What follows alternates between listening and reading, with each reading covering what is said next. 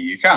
سلامونه دوستانو، ستړي مه شئ، وخت مو په خیر. انشاءالله چې ټول ښه اوسئ، روغ اوسئ. د تیر په څیر بیا هم غبرګون خپرونه ده. درې قدرمن دوستان زما په شمول څلورم زه ورسره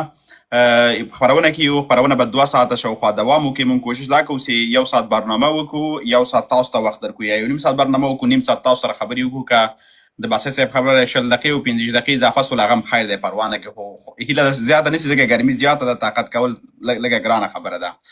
3 مهم موضوعات دي د تېرې اونۍ چې جبارخیل صاحب په لومړیو کې تشریح هم کړله. لومړی موضوع دا ده چې د 15 طالب چارواکو سفر بروکسل ته چې د اروپا د یو شمېر هېوادونو په غوښتنه راوتل سوي ول. دغه 15 طالب چارواکي چې د یو ورځني سفر باندې بروکسل ته راغلل، بروکسل ته 1 ورځ یې تېره کړله. د 1 ورځې ویزې لپاره یې 100 ورځې په ترکیه کې تېرې کړې وې. کله چې دلته راغلل، دلته د افغانانو د ډیپورټ قونسلي چارو ځینې نور مهم مسایلو په هغه باندې خبرې ورسره وسولې. 1 ورځ په همغه ورځ باندې دوی بیرته سفر درلود چې باید ترکیې ته ولاړ شي او بیا بالاخره افغانستان ته ولاړ شي. دغه چارې یو شمېر اروپایي هېوادونه هم غوسه کړل، ځینې د اروپا پارلمان هم غوسه کړ، یو شمېر غړو حتی د افغان ولس نه بخښنه وغوښتله چې د دې خلکو د راتګ مخنیوی باید من کړی. دوی ویل چې افغانستان د خلکو احساسات باید پاملرنه پکې شوې وای چې بدبختانه ونه سوه. کله چې طالبان ورسېدل، طالبانو خپله لاسته راوړنه دا وګڼله، خو ډېری افغانانو اکشن وښودو. دلته ډېری خلکو سره ستونزه دا ده چې دا کوم خلک ډیپورټ کېږي، کوم خلک په دې باندې به موږ د خپرونې په تفصیل کې خبره وکړو چې کوم خلک ډیپورټ کېږي او کوم ډول خلک دوی پلان کې لري چې په راتلونکي ډیپورټ شي، او کومو هېوادونو دا بیخي دوی سره بایکاټ وکړو چې اصلا دوی نه غواړي چې یا خپل هغه مهاجر چې د افغان مهاجر اوسېږي هغه ډیپورټ کړي یا درېیمو هېوادونو ته ولېږي. په دې باندې به هم خبره وکړو. بله مهم موضوع د انټرنیټي خدماتو ده په افغانستان کې چې کلونه کېږي افغانستان کې انټرنیټي خدمات چې دي په هغه ډول چې لازمه ده نه دي. دوی په ډېرو پیسو باندې کم انټرنیټ، کم کیفیته انټرنیټ ورکوي چې همدې چارې دا کلونه افغانان ډېر ځورولي دي او ډېرې پیسې ترې اخیستې دي. حتی هغه عادي اړیکې چې دي هغه هم ډېر قیمته دي. نو اوس وخت کې افغانستان له نورو وختونو په پرتله له اقتصادي بحران څخه تېرېږي، نو خلک دې ته اړ شول چې باید د دې پر وړاندې یو کمپاین شروع کړي، او بالاخره کمپاین شروع شوی ده چې شاوخوا 6 ورځې ورباندې ووتلې. که څه هم تر اوسه پورې نه حکومت د طالبانو حکومت او نه هم مخابراتو شرکت تر اوسه پورې کوم غبرګون نه دی ښودلی، خو یو څو انځورونه خپاره شول په سوشل میډیا باندې چې مخابراتو وزارت په دې باندې ناسته کړې ده، خو تر اوسه پورې د هغې ناستې نتیجه نه ده راوتې چې دا ناسته څه لپاره وه، ولې یې وکړله، د ولس غوښتنو ته ولې لبیک ونه ویل سو. تر ټولو بده خبره بیا پکې دا وه چې دومره پراخ کمپاین چې په سوشل میډیا باندې وسو، افغان رسنیو چې په افغانستان کې دي په دې اړه هېڅ یو کوم ریپورټ خپور نه کړه. دې نه علاوه درېیمه موضوع دا وه چې په افغانستان کې په د دولتي او خصوصي پوهنتونونو نه زیات شمېر ځوانان فارغان سول. یو مشکل همدا ده چې دلته په افغانستان کې خلک فارغ سول، دوی سره د دندو غم شته، خو په افغانستان کې داسې یو جوړ سیستم ورته نه و چې دا خلک فارغ سي له زده کړو او دوی ته د کار زمینه برابره سي. بدبختانه دا ځوانان اوس هم په دې فکر باندې دي چې باید دوی بهر ته د راتګ یوه لاره چاره ولټوي. په دې باندې یو شمېر ځوانانو لیکنې هم کړي دي، خو بدبختي دا ده چې هغه ځوانان چې دغه 14 کاله تعلیمونه وکړل اوس بهر ته د راتګ غمه خوري، مګر دلته طالبان له هغوی سره ناست دي، په دې باندې خبره کوي چې باید افغانان څنګه ډیپورټ کړي او باید لارې چارې زمینه ورته برابره کړي یا همغې ورباندې وځي. زموږ د خپرونې 3 موضوعات دي چې انشاءالله د خپرونې په روان کې په دې ټولو باندې په تفصیلي ډول باندې خبرې وسي، او هغه ملګري د خامخا پاسې چې په جرمني کې دي یا مثلا په نورو هېوادونو کې دي چې هغوی باید په دوی پوه شي چې څوک د ریپورټ خطر سره مخ دي، ځکه ډېری ځوانانو باندې دا مسله ښه نه لګېږي، وایي موږ ته یو ډول تشویش تاسو اچولی ده. حال دا چې دا تشویش نه ده، موږ غواړو چې دوی ته لارښوونه وکړو چې دغه ډول کارونه چا کړي یا دغه ډول محکمو کې کوم مشکلات جوړ شوي که نه، هغه ټول د خپرونې په تفصیل کې درته ووایو. ډېری ځوانان چې کار کوي هغوی هم داسې خطر کې نه، هغه د کار ځوانان اسنادونه چې لري دا په خطر کې نه دي. کوم ځوانان چې په خطر کې دي په هغه باندې به بحثونه وکړو. نو درې وړه ستړي مه شئ، په خیر راغلی. پایلې نه پوهېږم چې له چا وکړو، څوک خبرې کوي، کوم موضوع اوله ووایو، نو دا به جبارخیل صاحب ووایي چې کوم موضوع لومړی مخکې کوو ورباندې بحث. مهرباني وکړئ خوشحال صاحب، زه فکر کوم طالبانو راتګ بروکسل ته فکر کوم دا اولیت ده، زما نظر همدا دی، فکر کوم په همده باندې به خبرې وکړو. له تاسو به یې واورو جبارخیل صاحب، تاسې ووایئ چې د طالبانو د یو ورځني سفر لپاره د یوې ورځې ویزې لپاره چې دوی په بروکسل ته راغلل، دلته ځکه حکومتونه په ټوله کې د دې لپاره جوړېږي چې خلکو ته اسانتیاوې برابره کړي. بیا په اوس وخت کې که ووایو چې له 50% زیاته فیصدي د افغانستان اقتصاد د دغه ځوانانو په همت او مټو د دغه ځوانانو پر پیسو ولاړه ده، نو مبالغه به مو هم نه وي کړې. دغه ډول تعاملات ستاسو نظر افغانستان ته به یې ګټه زیاتي که تاوان؟ ځکه خلکو ډېرې سختیانو باندې تر دغه ځای رسېدلي دي، یا د اقتصاد له وجې راغلي دي، ضعیف اقتصاد له وجې راغلي دي، یا مثلا د سیاسي فشارونو له وجې راغلي، یا نورو دلایل شته چې په هغه باندې خبرې باندې وکړو. مهرباني وکړئ تاسو یو ډیره مننه خوشحال صاحب. اول خو دا ده چې کله دوی طالبانو اروپا ته سفر وکړ او دلته دوی ډیپلوماټان راغلل، نو هغه طالبان چې په افغانستان کې وو هغوی د دې تود حرکلی وکړه چې زموږ ډیپلوماټان اروپا ته ځي. دوی داسې فکر وکړه چې دا د رسمیت پېژندلې لومړني قدمونه دي، که چېرته موږ دوی هلته غواړي نو دا به موږ دلته عادي سو، د خلکو سره به موږ دغه تعامل لا وغځو، سبا به یو ورځ داسې راسي چې دوی موږ په رسمیت وپېژني. دا د دوی راغوښتل داسې دي لکه د یو پول حیثیت دوی درلوده. مخکې به چې د افغانستان لپاره دوی کسان برابر کړل چې هغه ډیپورټ کړي، نو هغه به یا قطر ته ورکول، یا به ترکیې ته ورکول، یا به کویټ ته ورکول، ځینو نورو هیوادونو سره به دوی قراردادونه او د هغې ځینه به بیا کابل ته لیږل. نو د دوی هغه تاکید دا ده چې موږ د کابل سره مستقیم وصل سو تر څو پورې هغه مهاجرین چې موږ غواړو ډیپورټ کو مستقیم یې کابل کې ښکته کو، موږ باید دریم هیواد ته محتاج نه سو. دا د اروپا ټول مطلب او مقصد ده چې په برسلز کې اسو موده مخکې تقریبا 3 یا 4 میاشتې مخکې په برسلز کې د بلجیم مرکز کې د اروپایي پارلمان کې په دې غونډې وسولې او دوی هغه د مهاجرینو د چټک اخراج پروسس د هغې باندې رایه واچولې او ګڼو هیوادونو تایید کړل چې باید مهاجرین اخراج کړي. اوس سوال دا پیدا کېږي چې کوم مهاجرین اخراجېږي. دا ډېره مهمه او باریکه مسله ده. اول خو دا ده چې دلته ګڼ شمېر افغانان یا د نورو ډېرو زیاتو هیوادونو خلک دلته ژوند کوي. یوازې افغانان نه دي، د هندیان دي، پاکستانیان دي، نایجیریا دي، ایرانیان دي، ډېر زیات هیوادونو نه خلک راغلي. زه چې چېرته اوسېږم د موږ هیواد ته تر ټولو زیات مهاجرین د جرمني نه راغلي، ورپسې د هنګري نه راغلي دي، همداسې د سلوانیې نه راغلي دي، د نورو نږدې هیوادونو نه راغلي. اوس دلته سوال دا پیدا کېږي چې څوک باسي. هغه څوک باسي چې هغوی جنایي جرمونه کړي، هغه څوک باسي چې چا قتل کړی، هغه څوک باسي چې هغوی د مخدره موادو قاچاق کړی، هغه څوک باسي چې هغوی په کم عمر نجونو باندې یا په د لوړ عمر نجونو باندې جنسي تیری کړی، هغه خلک باسي چې هغه ټولنه کې شر او فساد جوړي. عموما هغه خلک وستل کېږي. هغه خلک نه وستل کېږي څوک چې 3 کلن اسناد لري. یوه نقطه دا ده چې په موږ دلته اوسېږو، دلته د 2 ښارونو نه هغه افغانانو نه اسناد اخیستي چې 1 کلن اسناد لري. هغه افغانان په اسناد 2 ډوله اروپا ورکوي مهاجرینو ته، یو 3 کلن یا 5 کلن اسناد ورکوي، یو 1 کلن ویزه ورکوي، یو د جنیوا د کنونسیون له مخې ورکوي او یو د ویانا د کنونسیون له مخې ورکوي. کومو افغانانو چې 3 کلن اسناد اخیستي، د دې دا معنا ده، یا 5 کلن اخیستي، د هغې معنا دا ده چې تاسو دلته هغه کم کیس چې راوړی و، د کم ستونزې د وجې سره راغلي وي، هغه کیس هم قبول سوی ده. تاسو د یو عادي مهاجر په توګه نور ژوند کوی سئ، 6 کاله تېروئ او نور پروسیجرونه لري چې دونه به ژبه زده کوئ، دونه به تاسو کار کوئ چې بیا تاسو نیشنلټي ته اپلای وکړئ او بیا نیشنلټي ترلاسه کړئ. یو هغه افغانان دي چې هغوی 1 کلن لري. 1 کلن افغانان چې دي هغوی د سور خط لاندې، هغوی د مهاجرت کیس نه قبول کړی، نو دوی مجبور دي هغه کم شرایط یې ورته ټاکلي هغه پوره کړي، چې هغه ژبه زده کول دي، کار کول دي، او انټیګریشن کورسونه دي چې هغه باید وکړي چې په دې ټولنه کې دوی مدغم سي. کله چې ته په ټولنه کې مدغم نه سي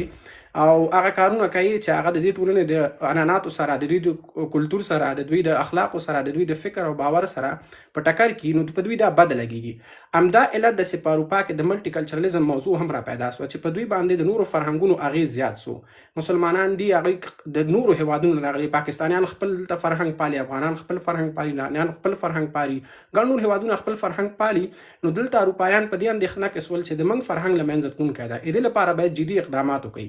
دوی مدغم سوي نه دي. مثلا زه راځم د لغمان کلتور یا زه د هندی یم د ګجرات کلتور راوړم په ویانا کې دلته اپلای کوم او ډول مې په غاړه کې اچولی، د ټول ښار هغه کومه ښکلا چې ده هغه ما په دې ډول باندې بدرنګه کړي، رنګونه په ځان شیندم، یا ښاریانو ته مزاحمت کوم. نو دلته خو سیاحین هم راځي، محققین هم راځي، خلک د تفریح لپاره هم راوتي، کاروبارونه هم کوي، نو هغوی زیانمن کېږي. دغه ملټي کلچرلیزم موضوع دوی لږ سیریز ونیوله. بل دا ده چې د جنسي ازار چې ده چې مهاجرین راغلي، د دوی خپل اروپایانو په باور دا زیات سوی ده. مخکې به جنسي تجاوزونه کم کېدل، مګر هم د مهاجرینو په زیاتوالي سره دغه پیښې زیاتې سوې. بل دا ده چې اروپا ته د مخدره موادو قاچاق زیات سوی ده د مهاجرینو په راتګ سره. او په تصادفي شکل باندې کله هم چې یو انسان ګیر کیږي چې هغه د نشئی توکو یا د مخدره موادو قاچاق کوي هغه مهاجري او د منګ افغانانو کې بیا ستونزه دار چې کله د مخدره موادو قاچاق کوي د ټول افغانان خبري سپلان کې چرس خرڅ کوي بستانه کې کوکاین خرڅ کوي بستانه کې دا خرڅي بیا په دویم قدم کې دوی کله د دې ښکار کیږي چې دوی دولت ونیسي کله چې دوی اول ټول خلک په ځان خبر کی په دویم قدم کې کله چې تاسو په اروپا کې ژوند کوي دلته کوم رنجونی سری دوی په نشئی توکو روږدي سوي نو دوی د دې لپاره چې نشئی توکي واخلي او دوی ځان په نشه کې په اکثر وخت دوی سره پیسې نه کورنۍ دونه پیسې ورکوي چې نشي او تماشې پیو کې نه دولت دونه پیسې ورکوي چې په اتلس کلونو کموم را یو جلې د په نشه او تماشې وکي دوی بیا د قاچاقبر نه د داسې یو ډیل کوي قاچاقبر ورنه داسې تمه کوي چې ته د ما جنسي تقاضا به پوره کړه به تا کومه نشه څه غواړي هغه به زه درته پوره کوم کله چې دا په جنسي تیری وکړي یا د جنسي اړیکې ورسره ونیسي دا جلې خو دلته قانون لوستی یو هوښیار یي ښوونځي کې ورته قانون وایي هر شی ورته زده کړي دا لاړه سي پې کیس وکړي چې کیس پې وکړي چې دغه کس ماته دغه نشئی توکي راکړه او په ما جنسي تیری وکړه هغه معامله به دوی ترمنځ ډېره روغه جوړه وي په خپله منځو کې به رضا وي خو دولت ته وایي چې ماته نشه راکړله او په ما جنسي تیری وکړه او دولت دا کیس ثبتوي رسمي کوي په ډېرو اروپایي هېوادونو کې کله چې یو جلۍ باندې جنسي تیری وسي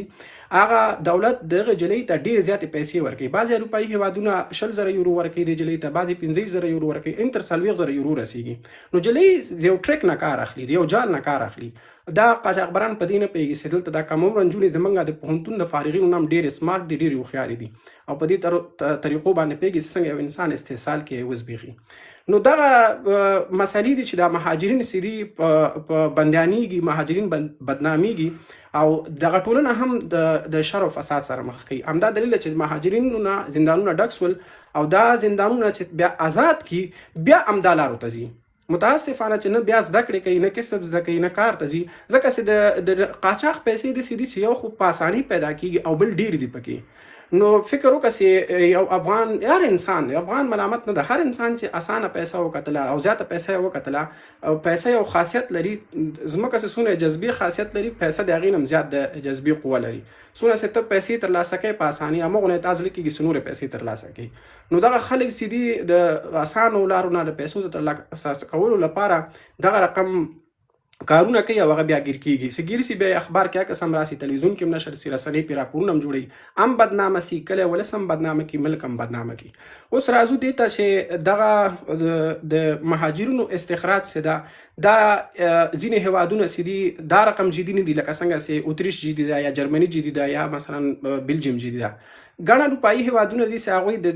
د دغه پروسې برخه نه دي زه فکر کوم فرانسې هم بایکاټ اعلان کړی فرانسویان وایي موږ خپل مهاجرین نه باسو نه تاسو په خوله یو دوی چې کوم جرمونه کړي موږ خپل قانون لرو محکمه لرو موږ به هلته سزا ورکوو او سزا یې چې تېره کړه بېرته به د یو عادي مهاجر یا د انسان په توګه ژوند کوي او حتی د دې هغه هم کړی ده چې دلته یو هغه داسې څه وایي که مثلا شړی نه درېیم هېوادونو کې ورته کمپونه جوړوي نو فرانسې ویل چې اصلا دې ته اړتیا نشته ځکه دا دوی لپاره په ګټه نه تمامېږي او دا په ګټه نه دي تمام سوي چې دنه مخکې هم دغه ډول کارونه اروپایي هېوادونو کړي دي د دې خلاف هم دي چې باید درېیم هېوادونو ته هم ولاړ شي ځکه خپل حکومتونه لرو دولتونه لرو قضایي ارګانونه لرو محاکم لرو دوی کولی شي خپلې فیصلې په خپله وکړي بالکل نو د ما دغه خبرې وي یو د ما زه خپلې خبرې راټولوم همدا عمومي خبرې وي د ما به هغه پیغام چې هغه دلته ځوانان دي او هغوی په دې ویره کې دي چې ما نه به اسناد واخلي یا ما به ډیپورټ کړي که نه هغه ځوانانو چې انټرویو تر اوسه نه ده ورکړې هغوی د دې پروسې برخه نه دي هغوی د هیڅ ډول ستونزې سره مخ نه دي هغوی د ویره نه کوي هغوی د تشویش نه کوي په خپل کیس د کار وکړي تاسو ګورئ چې کله اروپا ته راځئ تاسو باید هغه کټګوري وګورئ چې تاسو څنګه قبلېږئ خپل کیس هم سیاسي کوي خپله په خپل کیس کې داسې خبرې وکړئ چې تاسو هلته یا سیاسي مشکل درلوده یا فکري مشکل درلوده یا مذهبي مشکل درلوده اقلیت وي او تاسو ټارګټ کېدلی او یا هم هغه مشکل درلوده چې کوم د جینیوا او د ویانا کنونسیونز کې ذکر سوي دي چې که یو انسان دغه مشکل په خپله خاوره کې ولیده یا ورسره مخ و او هغه ثبوت وړاندې که نو دی باید د مهاجر په توګه قبول سي تاسو هغه چارټرې او چپټرې وګورئ هغې نه وروسته تاسو خپل کیس منظم کوئ مرتب یې کوئ ترتیب یې کوئ او بیا تاسو د هیڅ ډول ویرې او د هیڅ ډول تشویش لکه قصه کې مه کېږئ تاسو سره هیڅ ډول ناسم چلند نه کېږي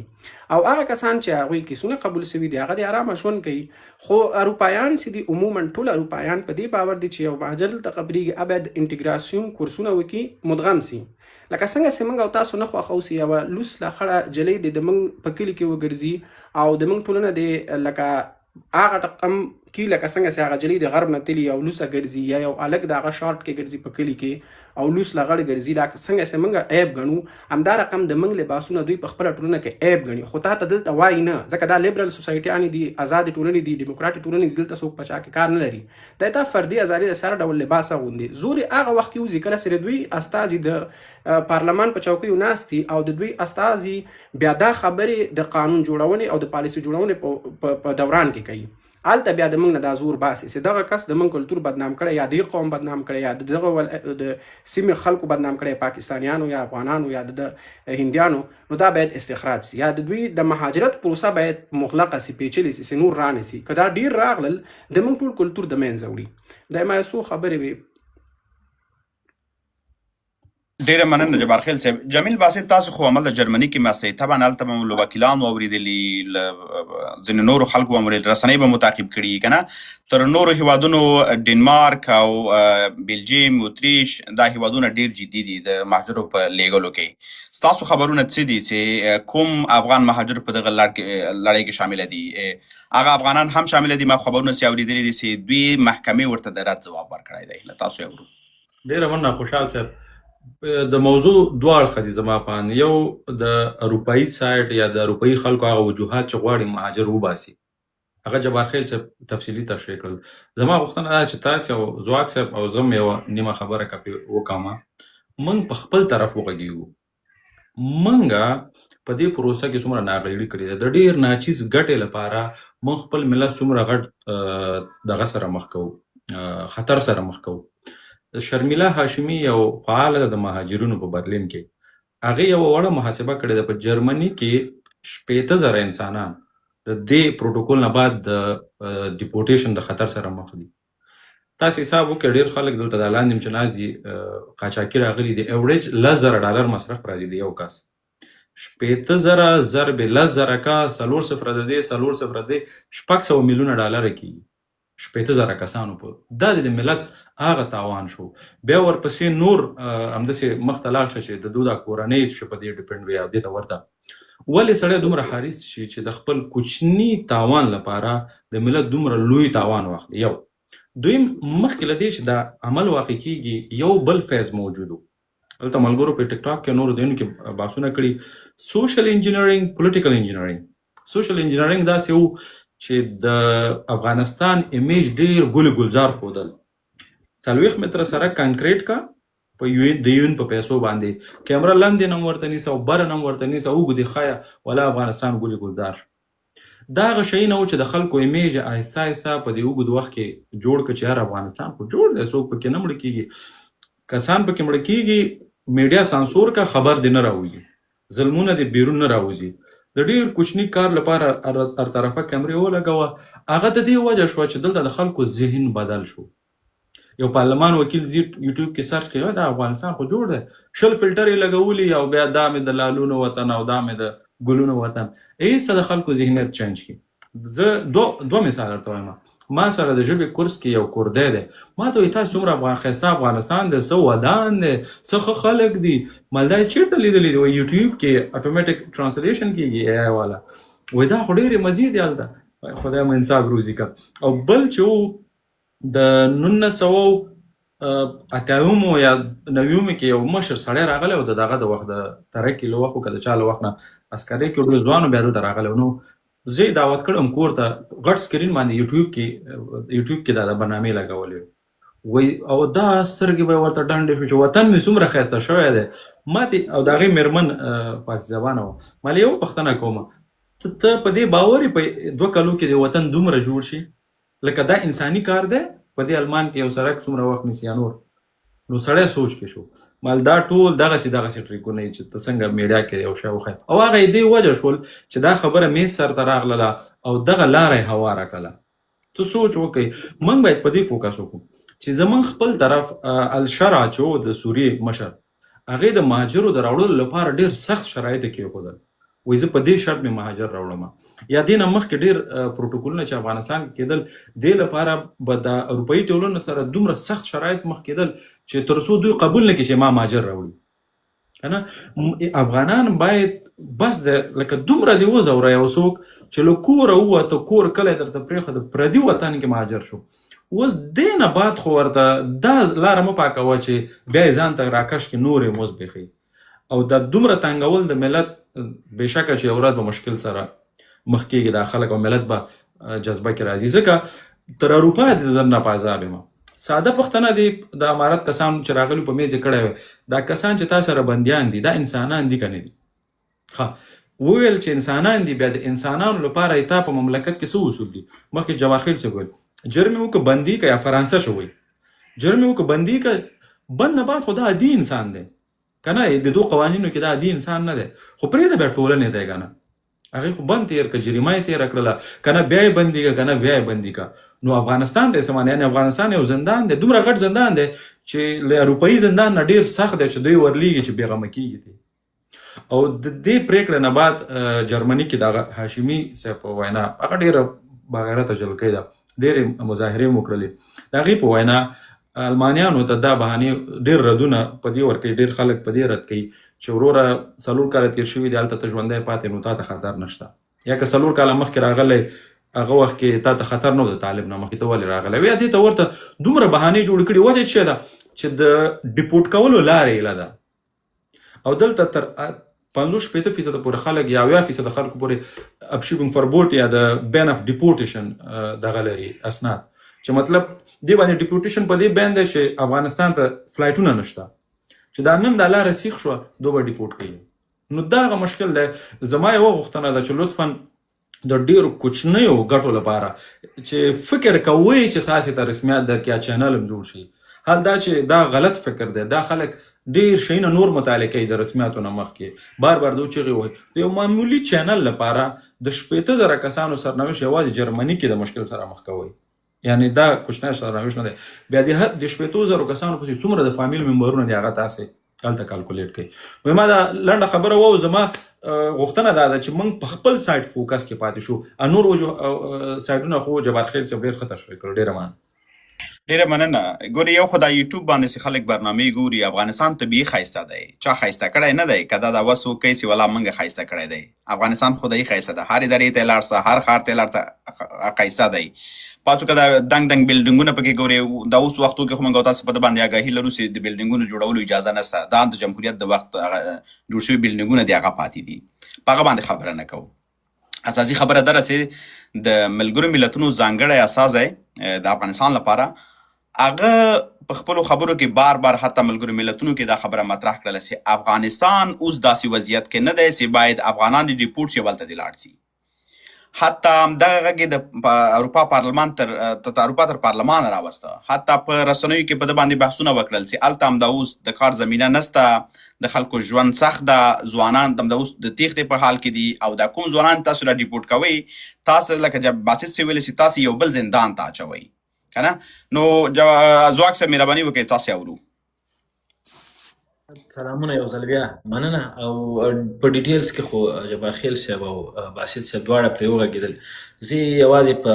یو اړخ باندې غږېږم چې دا پوښتنه یو خو دا ده چې 20,000 یا 10,000 یا 40,000 یا 50,000 دغه ټول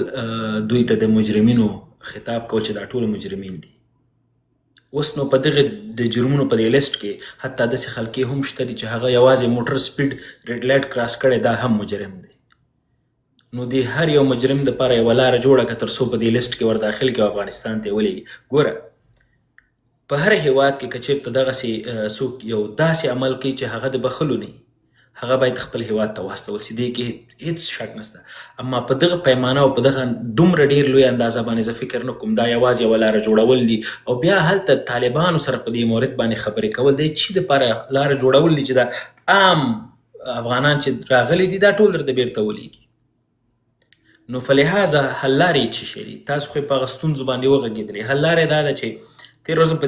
په دې مورد زه لایف کې وغږېدلم دا 20,000 یا 10,000 یا دا څومره هم چې دي دا ټول نه مجرمین دي نه دا ټولو وړو جنکو سره غلط کار کړی نه دا ټولو چرس خرڅ کړی دې کې به واړه واړه جرمونو والا هم داخلي او په یو ترتیب باندې بېلېږي دا ده چې د افغانان اسناد لري او هملته ژوند کوي یو مدني حرکت په لاره باندې واچوئ او دا پوښتنه د اروپایي ټولنې نه وکړئ. تاسو انسانان او حق لرئ او د خپل حق دپاره باید ودرېږئ. او حتی که تاسو کې په واقعي معنا باندې ژبور خلک اوسېږي د دغې خبرې هم پوښتنه کولی سي. زه په دغې خاوره کې اوسېږم، ما جرم کړی، زما سزا په دغې خاوره کې ماته را، ته ما ولې افغانستان ته لیږي؟ ولې دغه موضوع د کوم ځای نه بحث رامنځته کېږي؟ اوس که یو امریکایي دلته جرم کوي نو دا باید د امریکا نه وایستل سي او بل هېواد ته ولېږدول سي. چې دغه خو افغانان اوس خو دغې خاورې ته راغلل، په دې خاوره کې دوی اوس ژوند کوي، دا اوس د دوی وطن سو. خو کله چې یو وګړی تا ته ټکس درکوي، تا ته خدمت کوي، په هره برخه کې درته رسیدګي کوي، اټس اوکې. خو که در سره پکې ورسره ظلم وسو یا غلطي وکړې او څه یې وکړل، باید بېرته هغه خپل وطن ته واستوي. ولې؟ نو دا خو د انسانانو په منځ کې ته کټګوري کې داسې طبقې پکې جوړی. که سټیزن غلط کار وکړي اټس اوکې، او که غیر سټیزن دا کار وکړه هغه به بېرته خپل وطن ته لیږدول کېږي. په هر صورت یو مدني حرکت په لاره باندې واچوئ، لاریون وکئ او د خپل د حق دپاره ودرېږئ. که په واقعیت کې تاسو د دغه غم در سره چې وطن ته لاړ نه سئ. او نور په هغه اقتصادي موضوع اړخ باندې تاسو وغږېدلئ باسط صاحب، چې څومره لوی زیان افغانستان ته وړي. او په عین حال کې دغه ډیره مهمه پوښتنه زما ذهن کې ده چې تر پرونه پورې همدغه خلکو د طالبانو ته د څه خطاب کوه؟ دو ته تروریستان ویل، په همدغه نامه باندې خو یې وژل که نه، په بل نامه خو یې دوی نه وژل، په همدغه نامه باندې د دوی په کورونو باندې چاپې اچولې، دوی وژل. او نن همدغه افغانان داسې نه بیرته ورته لیکي وایي دا در واخلئ. او د طبیعي خبره چې تاسو د دولت او د حکومت په سترګه ورته ګورئ، نو انډایرکټلی خو تاسو خو د دوی مشروعیت تم لاره جوړه کړله. او ځواک صاحب دا د ملت په سر سودا نه ده، لکه موږ باید افغاني سایډ ته څه سلوشن وړاندې کړو. دا خو دلته به دا کسان خپل وکړي، هلته چې څوک دي دا کار چې کوي هغو ته به څه وایو؟ لکه دا سودا نه شوه د افغانانو.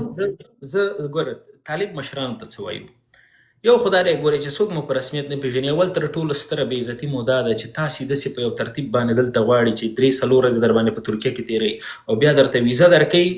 د یوې ورځې دپاره چې راشه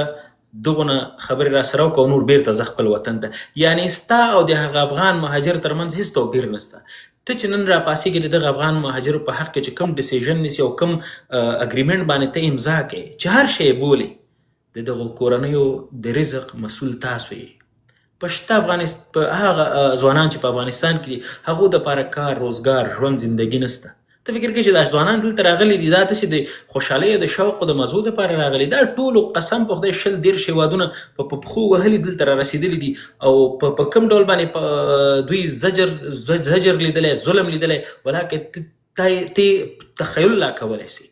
هغه سر نه راځې دلته ورته کښېنې او د یو ځوان په سر باندې ته امضا کړې چې دا زما وطن ته راولېږه، زه یې هلته څه شی ورسره کوې؟ د دغه دا خو پرېږده، زه دې ته به د دې نوم ورکړو چې دا بې تحصیله ده، بې تعلیمه ده. چې هغه زما په هېواد کې خپل هغه تحصیل کردل ته په کورونو ناست دي، د هغو چا پوښتنه وکړه؟ چې دا د پوهنتونونو نه فارغېږېدو پوښتنه چا وکړه؟ خدای ته وګورئ، قرآن ته وګورئ، نه په دې ولس ملنډې وهئ، نه په ځان ملنډې وهئ. دې ته خوشحاله سئ چې زر زر راشئ، کښېنئ، تودرېږئ چې موږ سره یو څو نفره کښېني د افغانانو په سرنوشت خبرې کوئ. یو ځل خپل سرنوشت معلوم کړئ، بیا د موږ په سرنوشت وغږېږئ. خپل سرنوشت مو تر اوسه نه ده معلوم، په موقتي په یو ساعته ویزو باندې سفرونه کوي. دا خو ظلم دی، والله دا تاسو پسې حسابېږي. دغه ځوانان که چېرې سبا له دې ځای نه ولاړل، دا ټول په تاسو باندې حساب، دا د دغو آینده د دوی راتلونکي هر ظلم چې ورسره کېږي د دوی حساب کتاب د قیامت په ورځ ولا تاسو سره موږ وکړو. دا خو ظلم دی. ظلم ته خو باید سړی ظلم ووایي. مننه، زه نور څه نه لرم. هغه وی قیامت کې خاصه منګه غټون کیو، قیامت خو هغه زمونږ د ځکه په جنت ته منګ زو تاسو برا پسې استئ. د طالبانو د لوړ ذکر وزیر نن یو خبره کړې و چې رسنیو امر اخیسته د سی وای سي سعودي کې د یو کوماره بغیګه ور کړې و مچ کړې د شاوخوا ورته ویلي دي چې بس تاسو چې استئ د اصلي د اسلام اساس چې استئ تاسو استئ. نو د بیا د خپل خبرو کې وایي چې لکه د نړۍ نور مسلمانان چې دي وي دا افغانانو نه طالبانو ته ډیره درناوی لري، احترام لري. له افغانانو نه طالبانو ته ډیر درناوی لري. کنه دا د خبرو څخه خبرساز سوي هم د باندې رسنۍ ریپورټونه هم کړي دي. یعنی په دې فکر باندې دي دوی په دې فکر باندې نه دي چې دغه افغانان چې ډیپورټ کیږي په دوی یې څه دوی هلته شته افغانان چې ورسره پراته دي، د کار زمینې شته، دغه باسط عمل ته و، تر ډېر وخته پورې عمل ته و، وزارت کې دنده کړې د راسې قرآن ورته ورکړې، ورته کومه ورځ یې در باندې نه ده راوستې. دا یو کادر چې دلته ناست دی، هغه موږ لیدلی دی، موږ اورېدلی دی، خپلې قصې راته کړي دي که نه. زه درته خپله کیسه کومه چې زه هلته وم، دغه ورځ زما همکاران به دلته وي که نه، 200 کیسې ما ته وکړلې، ما د همدوی لاس استعفا وکړله، زه لاړم، یو میاشت ما په کور کې تېره کړله. دا یې لنډ مثالونه دي. هغه شته خلکو ته چې دا اوس چې په زرهاو خلک فارغان سول، دوی لپاره د کار زمینه نشته. ته چې دا اوس د 100,000 خلکو لاسلیک کړی دی چې 100,000 حد اقل د 100,000 افغانانو همغږي به زه کومه چې دا موږ ریپورټۍ کې در سره مرسته وکړو، صحیح ده. نو داسې ته 100,000 راغواړې، چیش لپاره یې غواړئ؟ د کار زمینه دې ورته برابر کړې ده، کوم هوسا ژوند دی، کوم هلته داسې ښه بل کاروبار شته، زندګي ډېره ښه ده، یا خلک روان دي داسې چې هلته خوشحاله دي؟ نه، هېڅ هم نشته. یوازې د دې لپاره چې ته نړیوال مشروعیت پیدا کړي. او دا خلک درته په زغرده وایي، په زغرده وایي. دغه پرون به د جرمني د مشرانو خبرې تاسې اورېدلې چې موږ د طالبانو د رسمیت پیژندلو په اړه لا فکر نه دی کړی. بروکسل د همدا خبره کوي چې موږ د طالبانو د رسمیت پیژندلو لپاره لا فکر نه دی کړی که نه. یعنې دوی په دې فکر باندې دي، خو یوازې په ده باندې خو نه کېږي چې یوازې جرمني ته څو ډیپلوماتان ومنل. تاسو نو اوس هره پرېکړه چې جرمني غواړي، یا د جرمني اوسنی حکومت چې کوم د مهاجرو ضد حکومت ده، دا غواړي تاسو ورته لبیک وایي، خو په وروستۍ ورځ باندې به دغه ټول قیمت تاسې پرې کوئ، تاسې به یې پرې کوئ، ځکه زور خو به افغانستان نه وځي که نه. دغه هر ځوان مثلا دغه هلکانو چې بیخي اسنادونه نه لرل. یو خبره زه یادونه کوم، هغه خلک چې منفي سوي دي، محکمې رد ځواب ورکړی دی، هغه خلک په لیست کې دي. دغه د مجرمینو په شړلو کې زه فکر کوم ډېر کم خلک به وایي چې یاره دا مجرمین دې نه شړي. مجرمینو سره ټول هغه ځکه دلته داسې لوی جرمونه یې کړي دي. دا مثلا که موټر ټکر کړی دی یا کومه وړه تېروتنه کړې، دا خلک نه دي لوی مجرم چې هغې کې قاچاقبران دي، هغې کې ډېر نور خلک یې په چاقوانو وهلي دي او دوی بار بار دغه کړنې تکرارا کړي دي. دغه خلک شامل دي. عام خلک چې کاروبار کوي یا عام منفي خوړلي، دا خلک یا کیسونه اوس لګیا دي، دا خلک په دې لیست کې نه دي شامل. خو په ټوله کې به وایو دغه پرېکړه چې د طالبانو حکومت کړې ده، یوازې دا نه چې کورنۍ به دا وایي، ټول افغانستان به د دې بیه پرې کوي. جمیل باسط په سر کې ویل چې د کس په سر 10,000 حساب کړه، د 80,000 نفرو حساب کړه، 100 میلیونه کېږي. تنه دغه د 80,000 خلکو په زرهاو خلک په جرمني کې پراته دي، په زرهاو خلک په اتریش کې پراته دي، په سلهاو خلک په ډنمارک او ناروې او سویډن کې پراته دي، یا په نورو اروپایي هېوادونو کې. نو تنه دغه 100,000 چې ته اوس لیږې، فکر وکړه چې په افغانستان کې تا د 100,000 کورنیو باندې روزي قطع کړله، ځکه ته خو د کار زمینه نه لرې، ته خو بل څه لرې نه چې ورته چې دا خلک راسي هلته کمپنیانې دي، غټ غټ شرکتونه دي، کارخانې دي، دا خلک به په دندو مصروف شي، خپل کورنۍ ته به حلال رزق پیدا کړي. دې خلکو سره یوازې خپلې کورنۍ نه، بلکې خپل خپلوان، خور، واده سوي یا خاله لور، ماما لور، ګاونډي، کوم وطنوال باندې به چې سخته ورځ راتله، دا خلک ورته ولاړ دي. یعنی پرته له شکه چې پیل کې ما دا وویلې چې له 50% باندې وویشل سي، له 50% خلک فیصدي واچوه دا افغانستان کې د اوس اقتصاد د افغانستان 50% چې دا د دغه مهاجرو چې دلته لګیا دي، کارونه کوي، یا تور کارونه کوي یا سپین کارونه کوي، د دوی په پیسو روان ده. دا تا ودروله چې دا دې ودروله، خو طبعا به تنګ آمد به جنګ آمد، هلته به خلک جګېږي، جرمونه به شروع کوي. بیه یې چا پرې کړله؟ تا پرې کړله، ستا خاورې پرې کړله، ستا د خلکو افرادو پرې کړله. نو هیله همدا ده چې د ډېر کم څه لاسته راوړلو لپاره ډېر تاوانونه باید ونیسي. ډېره مننه. بلې موضوع ته راځو. یوه نقطه دلته لنډ اضافه کوم. یو خو دا دی چې دغه ټولنیزو رسنیو باندې چې دا ملګري غږېږي، ګورئ، یو خو دا دی چې دا څوک یې رالېږلي، دا ډیپلوماتان نه دي. ډیپلوماتان د یو هېواد، یو دولت په نمایندګي چې هغه مشروعیت ولري، یو هېواد ته سفر کوي او په خپلو شرایطو باندې. ډیپلوماتان دا ډول سفر نه لري چې تا ته بل هېواد د تا ډیپلومات ته اصول وټاکي چې دغه رقم به راځي او داسې به ځي. دا نه ډیپلوماسي د ډیپلوماتانو لپاره باندې راغلي ول. دا یوه موضوع. او دویمه خبره مې درته دغه هغه افغانان چې په یوروپ کې ژوند کوي، په امریکا کې، په یوروپ کې، ټول په دې غرب کې چې څومره هم دي، هیله درنه کوو چې دغه خپل ورځني ژوند کې، خپل کاروبار کې، خپل په ناسته ولاړه کې لږ له دې هندیانو یو څه زده کړي. ډېر مشکلات موږ لرو که نه. ما خپله درک کړي، دلته زه ګورم زموږ ډېرې ستونزې دي. او یو خو چې دغسې یوې ټولنې نه موږ راځو، دغسې ټولنې کې مدغم کېږو، یو پړاو نه تېرېږو. هغه پړاو دا رقم ته په سختیو موږ تېرو چې موږ ته د دوی ډېر شان د دوی ټولنه موږ نقد کوو چې د تاسو ښځې ولې داسې ګرځي، تاسو ولې داسې یې. موږ د دوی په ټولنه کې ژوند کوو، دوی ته معیارونه ټاکو. لږ زره په خپل ځان کې تغییر راولئ او د تاسو د وړو کړنو له وجې دا د فرانسې کیسه وګوره، تا ته د دیوالي خوشحال صاحب دا د فرانسې موضوع وګوره، دا نور موضوعات وګوره، دا د شرم خبرې دي. یقین وکړه او دغه باندې موږ او تاسو ټول تړل کېږو. بدبختي مو په دې کې ده چې یو ښه عمل ښه کار وکړي. یو څو وخته مخکې مې یو کیسه وکړله، یو امریکایي فلم ده، په فکر کوم په کوم ولایت کې یو افغان ځوان خپل د کلي یو سپین ږیری یو سړی دی، فکر کوم خپل ټول کلی د یوه امریکایي پر سر باندې قربان کړي. او فلم هم حتما تاسو کتلی، کونړ دی فکر کوم. هغه د هغه انسان په اړه باندې ولاکه 10 نفر په دې میډیا کې غږېدلي، ټول کلی له طالبانو سره وجنګوه، ځان هم پې ووهه، هر د امریکا وایي داسې نه ته نسي کولی. هغه فلم ما وکته، په آخر کې د پښتونولۍ د کوډ په اړه باندې غږېږي چې دا افغانان دي او دوی دغسې خلک دي چې د دوی کلي ته ما زه یې بوتلم او ما باندې وجنګېدل دوی. اوس خبره په دې کې ده چې د ښو د څوک یادونه دومره زر نه کوي او د بدو یادونه هر چېرته ډېر زر کېږي. هره خبره وره په انګلستان کې نن افغانانو داسې وکړل، نن په فرانسې کې افغانانو داسې وکړل، موږ ټول در سره یادېږو. خیر دی، لږ په ځانونو باندې کنټرول راولئ، دومره هم وحشیتوب ته ضرورت نشته، هر څه سمیږي، خو خدای ته. بعضې وخت کې دغه میډیا کې د ملامت رسنۍ دي. مثلا یو دغه کیس اوس په همدا تیار مثال کې ده، دا کیس دا فرانسه کې چې دا هلک وکړه، موږ باید ډېر کله په دې وغږېږو چې دا هلک دا کار ولې وکړه، یعنې دا هلک به نه ټارګېټ کوو، د دې هلک چې دغه کار کړی دی تر شا چې دا کم عوامل دي، باید انسانان په دې خبرې وکړي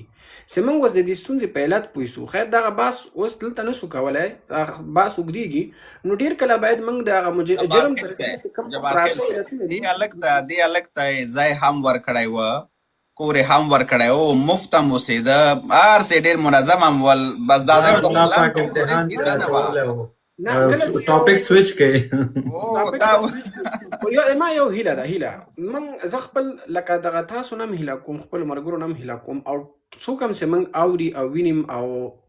د افغانستان دننه د دې کانټینټ ځي، محتوا یې ځي او هلته خلک ګوري، زه ته ټولو نه هیله کوم چې د فساد په خپرولو، د خپل د افغان د بدنامۍ په خپرولو کې ډیر زیات احتیاط کوي. یو افغان جرم وکړ، پرده پې واچوئ،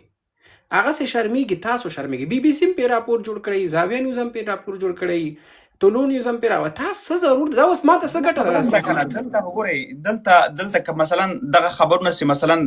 زموږ ملګري جوړوي، موږ یې جوړو که نه، دا یوازې دغه افغانان اوري. فکر مه کوئ چې دا کوم جرمنی اوري، خو جرمني لپاره ګوره د فرانسې په دې مسله باندې ډېر بحثونه وسول، دونه بحثونه وسول، پوهېږي هلکان چې کمپنیانو کې کار کوي چې ورتله به که نه، هغه د کمپنیو کې به خلکو ورته ویلي چې ستاسو وطندار داسې یو کار کړی دی. بل موضوع چې وه خوشحال صاحب، دا وطندار نه تېر شو، خیر دی، بال لري. بله موضوع څه شی وه؟ د افغانستان کې د مخابراتي شبکو باندې به خبرې وکړو چې افغانستان کې مخابراتي شبکې چې دي دا نو له کلونو راهیسې چې دي خلک ورنه شکایت لري، او ځکه د دوی خدمات چې دي خلک ورنه راضي نه دي. د خلکو په وینا باندې چې مخابراتي شبکې له خپلو پیرودونکو لوړې بیې اخلي، خو په بدل کې کم انټرنیټ یا ټیټ کیفیت او کمزوري خدمات وړاندې کوي. د انټرنیټ د سرعت ټیټوالی، د شبکو پرله پسې پرې کېدل او د خدمتونو ناسم کیفیت هغه ستونزې دي چې خلک ډېر یادوي او خلک ورنه سر ټکوي. په همدې دلیل باندې په سوشل میډیا باندې ډېری ځوانانو یو کمپاین شروع کړی دی چې شبکې غلي دي. ځینې خلک وایي چې غلي دي، خو اصل کې غلې وایي، وایي چې یعنې غلا کوي، دا کیسه کوي. لیکل کړي ځکه جالبه بیا دا ده چې د لپاره په ټولنیزه میډیا کې دا کمپاین دونه هغه سوی دی چې حتی ځینې بوسترې جوړې کړي دي، انځورو ورقو باندې لیکل کړي چې ټرمپ ته لاس کې ورکړي، نتنیاهو ته لاس کې ورکړي، چې دوی دا کمپاین هغسې ډېر خلکو باندې خبرې وکړي. شبکو بیا په همدغسې وخت کې د افغانستان له ملي لوبغاړو ګټه پورته کړله، هغوی باندې ځینې اعلانات کړي ول یا قراردادونه یې به ول، دی خلکو ته مخې ته کړل چې کېدای شي که دا خلک چوپ نه شول، دغه کمپاین لګیا د جریان لري،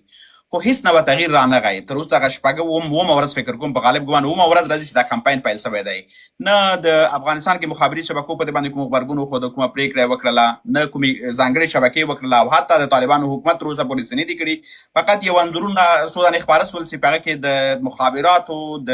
ویان انځورونه ول، چې فکر کوم ښاغلی الکوزی ده هغه پکې وه، او ویل چې فیصله شوې ده، خبرې به وشي، خو اصلا اوسه پورې نه فیصله شوې نه خبرې شوې وه. تر ټولو بده خبره دا چې پیل کې مې یادونه وکړله چې د افغانستان رسنۍ د دومره لوی کمپاین لپاره هم تر اوسه پورې چوپه خوله دي، اصلا یې په دې اړه خبرونه دي خبرې کړي. نو موږ به تاسو وغږیږو په د باندې چې د افغانستان چې اوس له بل هر وخت له سخت اقتصادي بحران څخه تیریږي، ولې په دوره دنیا کې چې وګورو، مثلا لنډو هېوادونو کې ګاونډي پاکستان کې وګورو، ګاونډي ایران کې وګورو، دا نور هېوادونه هندوستان کې وګورو چې دا زموږ د سیمې هېوادونه دي یا نږدې هېوادونه یا ګاونډي هېوادونه، د انټرنیټ بیې تلیفوني بیې ډېرې ټیټې دي او په ډېرې کمه سطحه باندې دوی دا انټرنیټ اخلي. په هغه باندې بیا جمیل باسط خبره وکړي. فکر کوم پیل نام دا وکړي ځکه دا په دې اړه معلومات ډېر زیات دا خو به ډېر ډیټیلز کې پرې وغږېږي او هغه طبیعي خبره یې د خپله برخه ده. خو زه لنډ یو وړوکې تبصره لرم، زه بیا درنه ښکته کېږم، زه هم لږ اوبه ځان ته راوړم، تاسو بیا وغږېږئ، خو ګوښه کږدم تاسو اورم. ګورې ښه، دغه شبکې چې دي داسې به هم سړی نه وایي چې دلته ټول سړی شبکې راونیسي تر سوال لاندې. دې کې هېڅ شک نشته چې د دوی مسؤلیت ده چې انټرنیټ باید تیز وي، کیفیت یې ښه او ارزانه وي. خو دلته چې دغه حالاتو ته ګوري، د افغانستان سیاسي اوضاع ته ګوري، په انټرنیټي موضوعاتو باندې چې هلته ته یو ډول دغه کرفیوز ګوري، یو شی ما ته داسې ښکاري چې دولت په اترا باندې خپل فشارونه لري، بیا به پرې ټکسونه اضافه کوي، یوه لارې نه په یوې لارې تر څو پورې چې دغه شبکې خلکو ته ښه خدمات ورکولی ونیسي. او شبکې خو د پیسو دپاره کار کوي، هغه دلته تا ته د مشران یې نه دي ناست چې تا ته وایي چې راشه انټرنیټ به درته فعاله کړی، باسط صاحب دا استعمال کړه، مزې پرې وکړه. ته به هلته پیسې ورکوې چې تر څو هغه تا ته ښه کوالټي پروډکټ او سروس درته درکړي. خو که زه چې اوس متوجه کېږم داسې یو احساس لرم، شاید دلته به مې نظر غلط یا به مې غلط تحلیل کړی، خو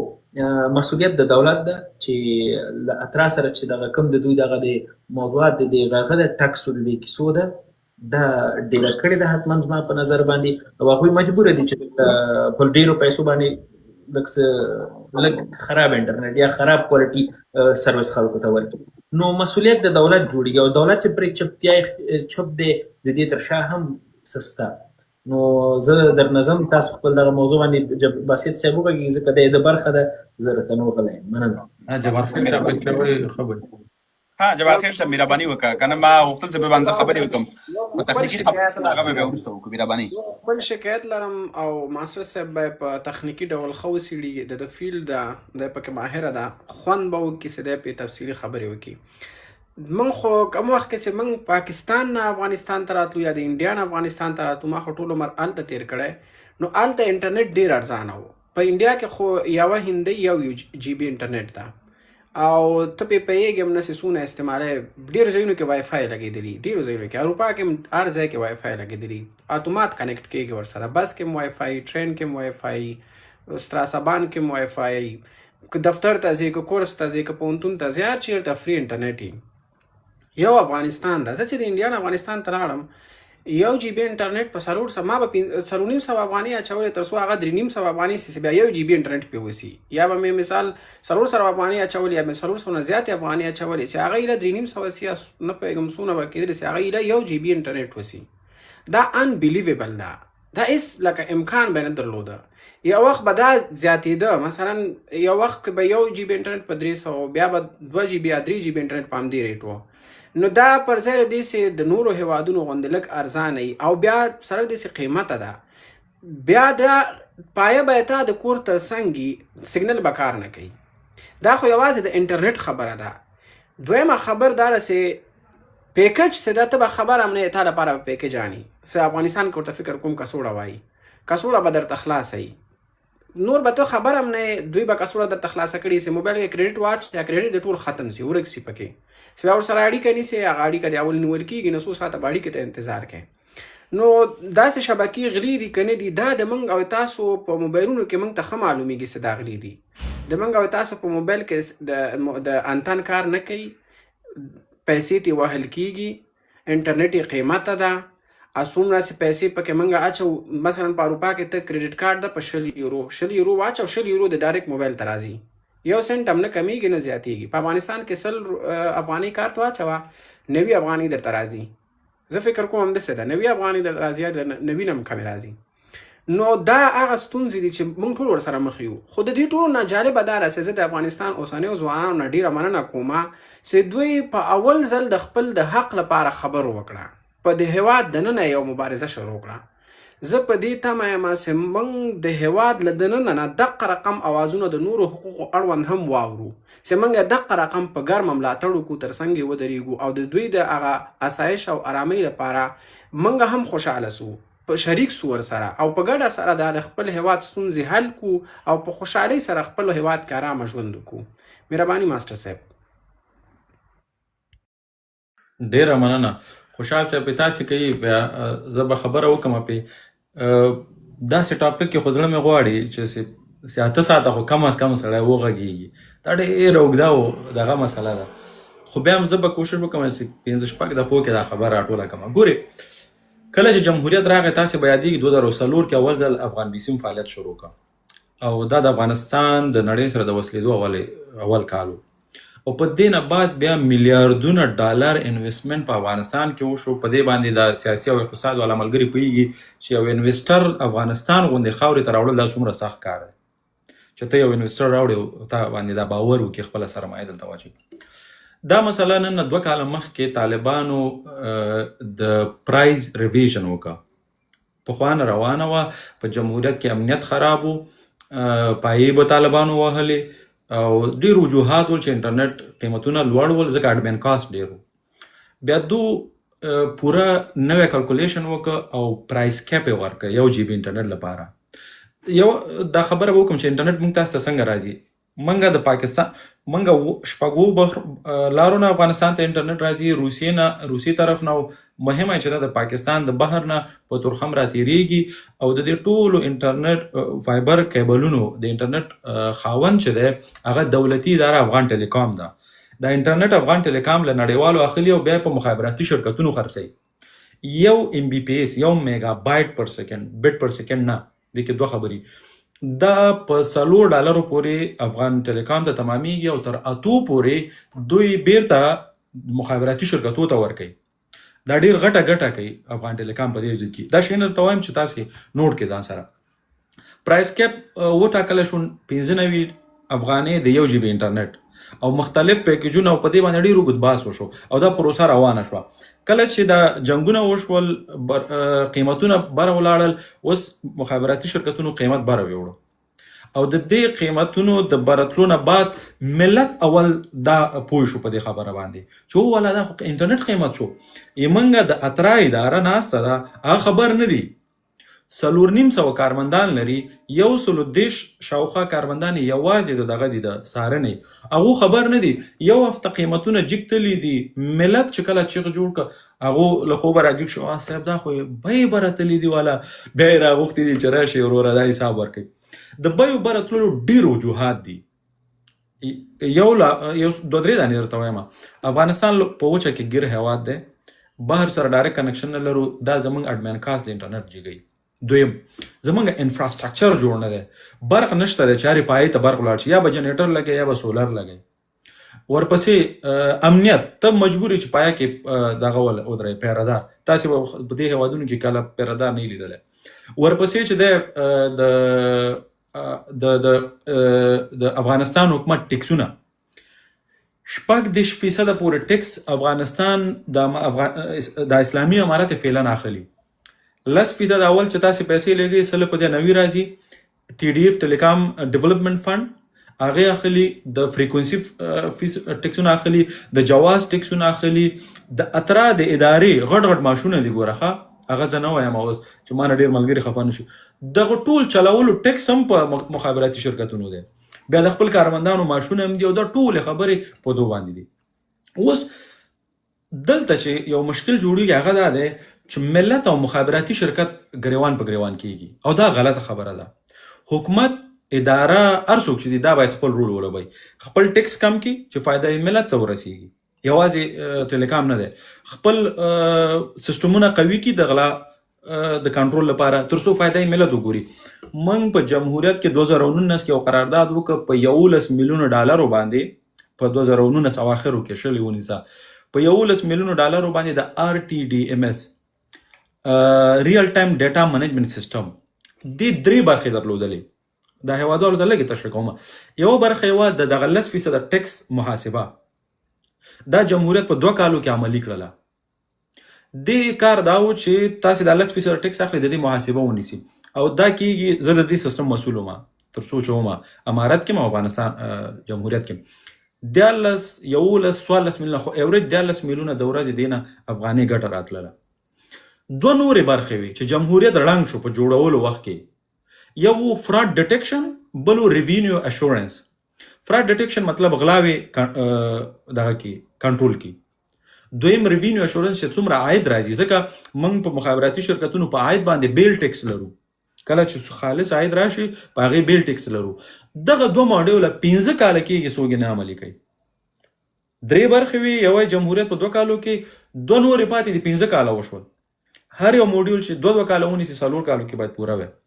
د هغې له وجې دا مشکلات نن موږ ورسره مخ یو. موږ فراډ ډیټیکشن نشو کولی، فعلا ریوینیو اشورنس نشو کولی. د دې وجې نه دا مشکلات مخ دي. زه وایم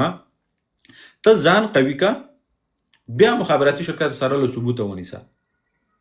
بیا ملت ته لږ ځان خو کا مخابراتي شرکت. تاسو باور کې خوشحال صاحب زه یو مخابراتي شرکت ته ځان خو کنه، مطلب دولت ته یا ملت ده؟ نه، مخابرات دولت ټیکسونه د کم کا. ته خو سم شریعت کې حرام دي ټیکسونه، پرې چې فائدې ملت ته ورسیږي. صحیح ده. یو مخابراتي شرکت سره غږیدل خوشحال صاحب او زواک صاحب، تاسو باور په خدای وکړئ هغه قسم وخوړه چې زمونږ نیم په نیم د انټرنیټ مصرف کم شوی دی. د دې له وجې چې دوی کنټنټ دا کوي، فلټر کوي د کنټنټ، د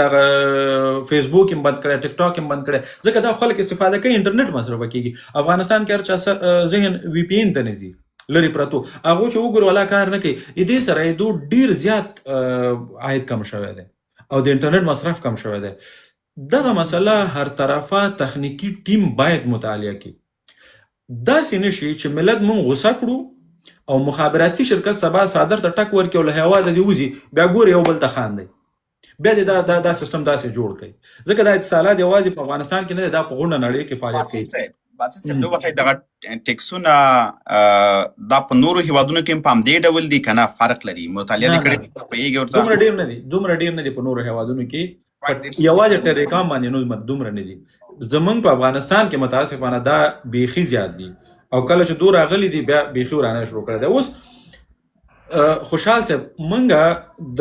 ملت په توګه ما چې یو اواز واورېدل هغه دا ده چې اوس ملت غواړي د ټیلیکام مخابراتي شرکتونو سره مخ په مخ کې تر څو فریاد دوی ته ورشي او دوی یا هغه بند کړي یا وشړي یا د انټرنیټ د مخنیوي لپاره کار وکړي. دا یو اوازه ده او دا ډیره زغرونکې ده چې ته په زور ملت دې حد ته رسوي او دا ښه کار نه دی چې دا بیا سبا د ټیلیکام نه لاړ شي. دا یوازې د دې نظام خبره نه ده، دا د ملت وینه ده، دا د ملت اډوکې دي، دا سرمایه د ملت ده د افغانستان کې دا جوړه شوې ده. خو متاسفانه موږ دې په حق ډېر ظلم کړی دی او اوس بیا یو وارې مخابراتي شرکت له ګریوانه نیول کېږي، هغه وایي زه ځم وروره ځه. ما د غونډه نړۍ کې MTN په غونډه نړۍ کې فعالیت کوي، اتصالات په غونډه نړۍ کې فعالیت کوي، بل په غونډه نړۍ کې هغه وایي زه غونډه نړۍ کې میلیارډونه روپۍ ګټم، تا بیخي زه تر پسې راوړی ما رسمیات نه لري چې زما وسایل راشي، وسایل نه راځي اپګریډیشن لپاره. په جمهوریت کې 2 میاشتو کې له دوبۍ نه به یو نوې وسیله راغله کابل پورې، هر څه به خلاص شو. اوس کاله پورې وخت نیسي چې دو وسیله راشي د مخابراتي شرکتونو. همدارنګه د پیسو پروسس لپاره د بانکینګ سیستمونو لپاره هغه کې مسایل لري او د تخنیکی کسانو نشواله ورته غټ ګیپ جوړ شوی دی. دا وجه دي چې موږ باندې دغه ماحول خراب شوی دی. نو زموږ ملت غوښتنه ده چې مستقیم موږ باید مخابراتي شرکت له ګریوانه ونه نیسو، خپل ادارې باندې مغږ وکړي چې وروره لږ تم سم شه، دا 10% ټیکس ما اخله، دا ورکه د ورځې 14 میلیونه دي، دا په دې پیکیجونو راوړه، ملت ته څومره انټرنیټ ارزانه کېږي. دغه د کنټنټ چې د فلټر کړي دي فیسبوک نه پرې دی، دغه نه پرې دی، مخابراتي شرکتونو والا وایي دا نن ما ته آزاد کوي چې مصرف مې ډېر شي چې زه پیکیجونه مرزان کړم. مصرف مې نشته دی. ډېر خلک وی پی ان نه پېژني، زما د ویډیوګانې نه ګوري څوک په فیسبوک کې، بل شي کې نه ګوري، مصرف نه کوي، زه کوم ځای نه ګټه وکړم. او تر ټولو مهمه مسله ایوریج ریوینیو پر یوزر، دا تاسو اقتصاد والا به ګوري، موږ په ټیلیکام کې دغسې دغه لرو، د یوې پایې نه څو استعمالونکي لرو موږ. که تاسو اروپایي هیوادونه هندي هیوادونو ته لاړې یو پایه لګېږي 1000 کسان استفاده کوي. افغانستان کې ټول 60 کسان استفاده کوي، 3 MB انټرنیټ فعال کړي، دغه د پایې خرچه څوک پوره کوي؟ یعنی دا اترا مسؤلیت ده چې دا ټول موارد نظر کې ونیسي بیا فیصله وکړي تر څو خلک موږ نه ونه تختی کنه مسله خرابي. یو شی غواړم دلته اضافه کوم. ګوري همدغه انټرنیټي شبکې دلته داسې نه دي چې دا اوس دلته طالبان په حکومت کې دوی راغلل او دغه حالت رامنځته شوی. ګوري دوی د 2003 نه دې خوا ته په افغانستان کې د دوی فعالیت ده او کافي د جمهوریت په وخت کې پیکیجونه ول مناسبه قیمتونه ول په دې کې بس خو هغه یو نقطې باندې چې ته غواړې وغږېږې لږ نور هم ساده کړه چې خلکو هغه وخت کې دغه انټرنیټ استفاده کوه شبکو ته کافي ډېره پیسه او ریونیو پې تلله ځکه خو هر څه سم ول ستونزه نه وه. اما نن ورځ ولې شبکې غواړي چې پیکیجونه قیمته کړي؟ دلیل یې څه دی؟ خو طبیعي خبره ده په دو باندې فشار ده او بل د سروس د یوز خبره دی وکړله. پخوا هم انټرنیټ خلکو استفاده کوي نن یې هم استفاده کوي. نن یې په کومه ده څه ولس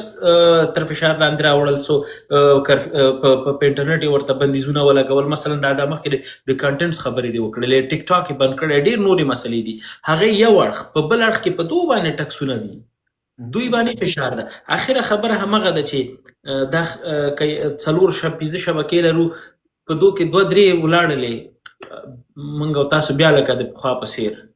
یو مخابراتي شرکت سره نوم یې نه اخلم چې بیا دغه نه مستقیم او غیر مستقیم 90,000 کسان ورسره مصروفه دي یو مخابراتي شرکت سره. او زه مختلفو سره غږېدلی یم نن سهار نه دا مسله ما څېړله که نه پرون نه مې را څېړله. یو مخابراتي شرکت 90,000 کسان او د هر د 90,000 کسانو تر شا به څومره فامیل غړي او که دا مو له دې هېواده وویستل. اوس دا اوس هم زه تاسو سره ناست یم ما لپاره اوس هم تاسو خبرې مبهمې دي. لږې باید حسیب خان خو لږ هغه کړې راکمې کړې ساده یې کړې. زه د ده نه نور هم ساده کوم چې طالبان په مخابراتي شرکتونو باندې فشار راوړي له دوی نه ټکس په نوم باندې پیسې اخلي. هغه څومره چې ټکس اوس بد کار نه ده بد شی نه ده ټوله دنیا ټکس اخلي خو ټکس هم په اندازه اخیستل کیږي. په اروپا کې چې تا نه ټکس اخیستل کیږي د هغې 2 یا 3 چنده ډېرې ته احساسې په ټولنه کې تا ته د نړۍ بهترین سړک برابر شوی ده بهترین پارک برابر شوی بهترین ښوونځی درته جوړ شوی بهترین ریسرچ سنټر جوړ ده روغتون درته جوړ ده هوایي میدان درته جوړ ده ټولې دنیا سره اړیکې خوږې تجارت هر شی منظم دي. اوس چې دوی نه ته ټکس اخلي نو باید خدمات هم هماغه رقم هېواد کې خلکو ته وړاندې کړي چې ته ما د 100 افغانیو په ارزښت باندې د خدماتو په ارزښت باندې ټکس اخلي او بیرته د خدمات د 1 افغاني ارزښت هم نه لري. دا ستونزه ده. نو که ته چیرته د مخابراتي شرکتونو نه طالبان که چیرته د مخابراتي شرکتونو نه ټکس په لوړه کچه اخلي باید له دوی نه تمه او تقاضا ساده خبره جواب خیل سه وړاندې کوي هماغه رقم. یو MBPS انټرنیټ چې د دولت ته چې راځي په $2.5 راځي بیرته په مخابراتي شرکت $8 خرڅوي. دا واقعیت راوباسي دنیا ته. دولت ته مخابراتي شرکت هغه په $2 قیمت کم که چې هغه ملت دغه کې صحیح ده. کنټنټ ریستریکشن باید تاسو خبرې وکړئ هم دا اوس تا خبرې ټولې ماته نوي دي زه په د باندې اصلا نه پوهېږم نو فکر وکړه چې دغه ټول ځوانان نه پوهېږي. موږ کوالټي غواړو که نه کوالټي غواړو موږ انټرنیټ ډېر شي ولس اوس فکر کوي چې دغه مشکل چې ټول شبکو کې ده کنه اوس پورې ما زه په همدې فکر باندې وم ځکه ما هغه لږه مطالعه چې کړې وه فکر مې کوم چې کوم ما یو GB انټرنیټ حساب کړی چې افغانستان ته یو شبکې ته څومره تمامېږي بیا د څونه خرڅېدو باندې به زه خبره کوم. لکه اوس زه پوه شوم چې دولت څونه ټکس اخلي یو خو غلط شي سره ما نیولی وه 4% نظر نه وم خبر که نه. نو اوس زه پوه شوم چې اصلي ستونزه چېرته ده که نه ولس خو شبکې له ستونې رانیولي دي که نه اصلا اوسنی حاکم دولت په اړه فکر نه کوي چې ستونزه اصلي چېرته ده. که شبکې نه ته غواړې چې تا ته کڅوړې په عامه اصطلاح به ووایم دا درته راکمېږي یا بکسې درته راکمېږي په کم پیسو باندې درکړي په لږو پیسو باندې درکړي ښه انټرنیټ درکړي خو ترې دولت ته هم هیله وکړه. ګوره خوشحال صاحب ښه انټرنیټ غواړې که نه تا فیسبوک په خلکو بند کړی دی کنټنټ ریسټریکشن دی لګولی صحیح ده. اوس هغه مجبور دی VPN دغلته کوالټي خرابه شوه د انټرنیټ. مخابراتي شرکت والا وایي ما کوالټي ورکړې ده ته